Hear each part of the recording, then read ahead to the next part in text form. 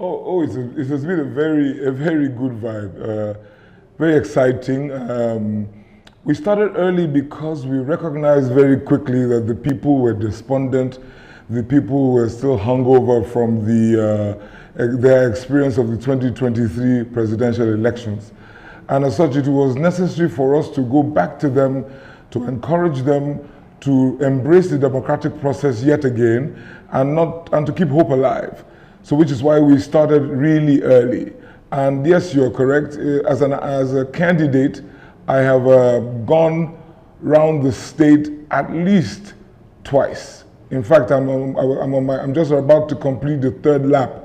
Or let's put it this way, I've completed the third lap because after today, we really can't do much. It's a good vibe because the people are daring to believe again. The people are ready to come out to vote.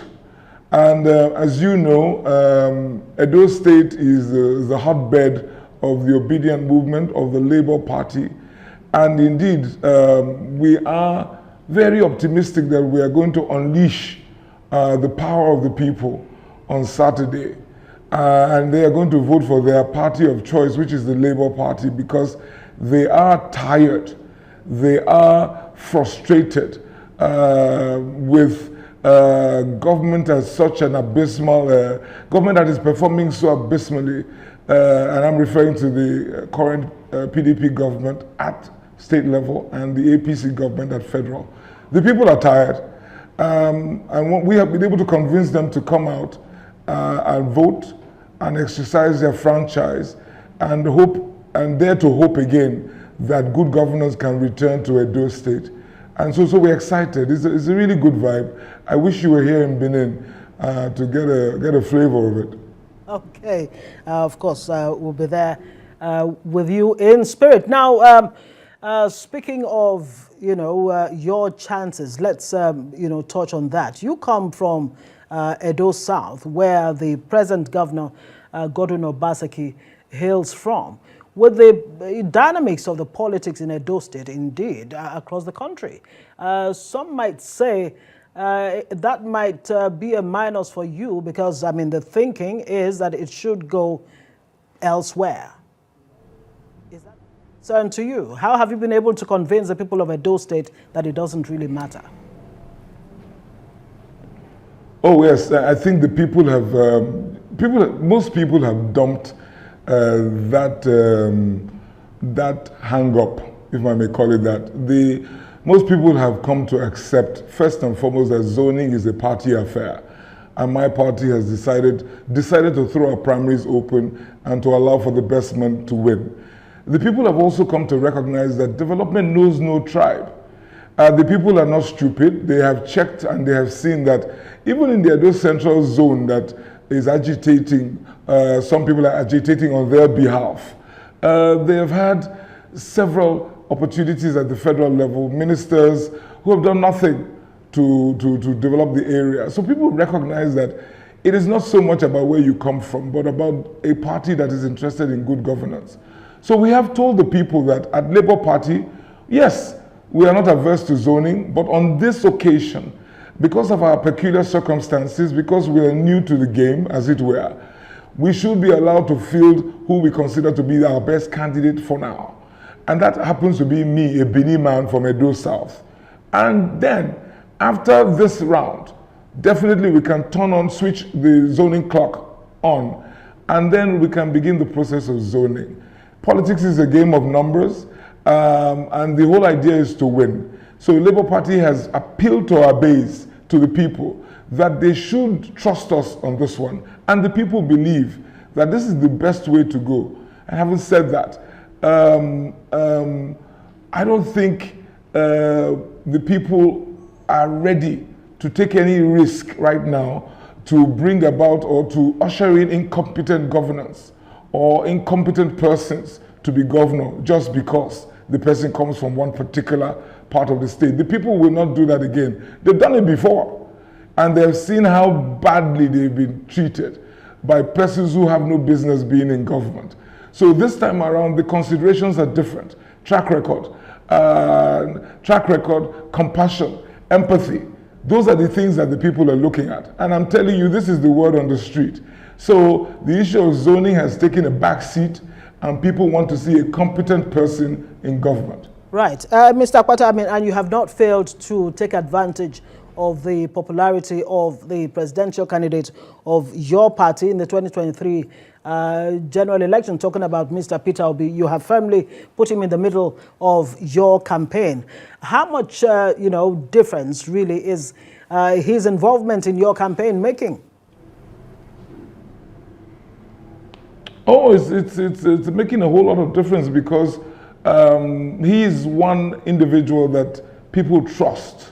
People trust Peter Obi because his word is his bond. People trust Peter Obi because he's a performer. And so his endorsement of my candidacy is worth his weight in gold.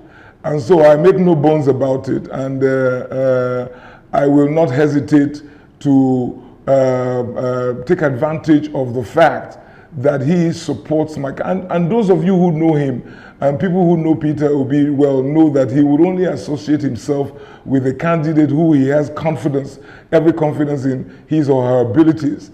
And so I'm fortunate, I'm privileged that he is willing to stand shoulder to shoulder with me on the podium, on various podiums across the state. We have been to all 3 senatorial zones together. He has been very, very magnanimous with his time and with his energy. And he has brought that to bear on the campaign process. And the people are definitely encouraged by his presence. Right. It gives them reason to believe again. Okay. It gives them hope again. If I may come in again at this point. Now, speaking of confidence and all of that, as the day draws closer and closer, how confident are you in terms of preparations by INEC, the election regulator or monitor, if you like? And of course, do you have any concerns about security? So far, the PDP candidate has raised concerns about the neutrality or otherwise of the police and indeed INEC. Do you have similar concerns? Well, talking about preparation, firstly, as a party, as a candidate, I'm pumped, I'm psyched, and I'm ready. We are fully prepared for this election. So that is us. We have gone to the people. We have made our case to them. We have put forward our pitch, and the people have accepted us. And so we are very, very confident that we shall receive their total support at the polls on Saturday. Now, with regard to the umpire, the regulator, INEC, we're hopeful because there are certain peculiar factors that lend themselves to this process that will hopefully bring about a positive outcome. Firstly, is an off-cycle election. So in that regard, we are fortunate and privileged to have the undivided attention of INEC on this state, so they can bring to bear their entire machinery on the process. But having said that, I am still concerned because I bother about capacity issues. Right now, we've heard rumors of some of the actors already fighting it out at the INEC center somewhere in Benin City. I'm yet to confirm that. I just read a news flash that some hoodlums have carted away sensitive materials. Again, yet to confirm that. But I'm concerned about capacity. I'm concerned about the fact that the terrain, I have been around Edo State about 5 times in this process. The roads are in a deplorable state. I just wonder to myself, how can INEC manage to get around in these conditions? I just returned from the riverine areas of Edo State. I wonder to myself, is the regulator able to access this? Will people not be disenfranchised? You just need to see the conditions of our roads. I just returned to Benin from Irua. It is so difficult to get around. So I'm very worried about just the logistics of this process. So as you can imagine, we will continue to engage with the operators. We will continue to interrogate the system. With regard to security, very quickly, so that I can put two issues. You mentioned the issue of security. Yes, very quickly, but there's not much time. I want to take you up on a statement you're quoted as saying that you will hold anybody that steals public funds before or during your watch. I mean, and I'm wondering how far back are you willing to, hold them accountable if you do become governor? Will you go as far back as 1999 or what exactly? We'll go as far back as necessary. The problem with our country, the problem with Nigeria and why we are where we are is the lack of, there are no consequences for bad behavior. There are no sanctions. Fortunately, I come from the justice sector system. We will go as far back as we need to go to if there's evidence of pilfering, if there's evidence of mismanagement, of course, anybody, no matter how highly placed, will be brought to book. So for me, I make no bones about it. I'm not. There's no equivocation on my part. I just listened to a clip from on another station, Edo State governor speaking about saying, a vote for Labour is a vote for APC, and for me, I think that is delicious irony. Delicious irony, because we have a government that has totally underperformed, and we have a huge debt profile, closing in on 600 billion, and this state receives 16 billion naira a month. So there's no doubt in my mind that if people cannot explain properly what they have done with government funds, they will be in trouble. Now, they will be in really big trouble. Speaking of government funds, very quickly, Mr. Peter Obi has said that if you do become governor, you will fix federal roads, that it really doesn't matter because, look, these federal roads are domiciled in the state. So how are you going to get funding? Based on what you've just said, how are you going to get funds, to fix these roads, especially the federal ones? Edo State at the moment receives circa 16 billion naira a month. Edo State is in a position to attract private investment. Edo State is not poor. It's not a poor state.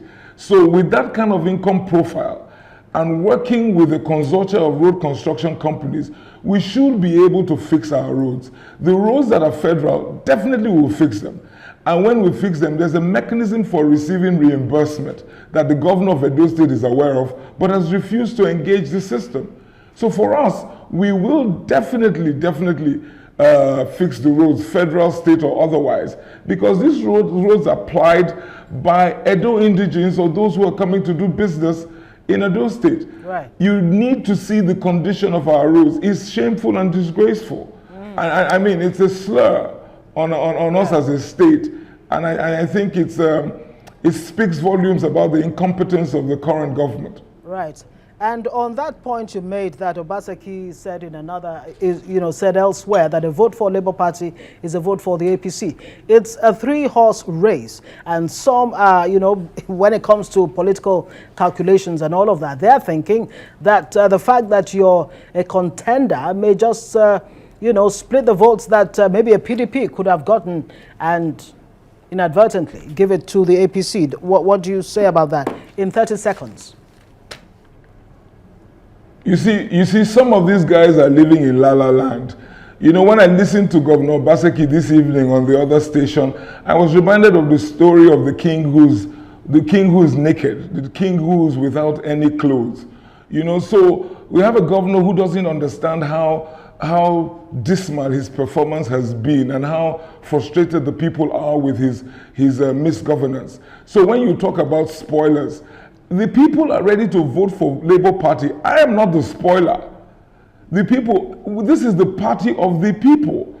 The people want to vote for us. Right. And so the problem really is the spoilers are actually these two parties who have mismanaged the state in the last 25 years. The people want the opportunity to come out and exercise their franchise. So that is why we are all looking to INEC to ensure that the will of the people actually prevails.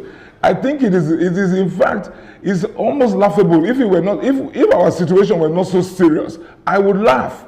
For them to think, For the Obaseki government or Godwin Obaseki to think that Labour Party is the spoiler, he really doesn't get it. He totally misses the point. The people want to get to see his back so quickly. They want to see the back of PDP and APC so quickly. They can't wait for Saturday to come. So you must understand that that is the true state of affairs on ground. But of course, the king is naked and nobody is willing to tell the king that he has no clothes on. That is always the bane of democracy in Nigeria.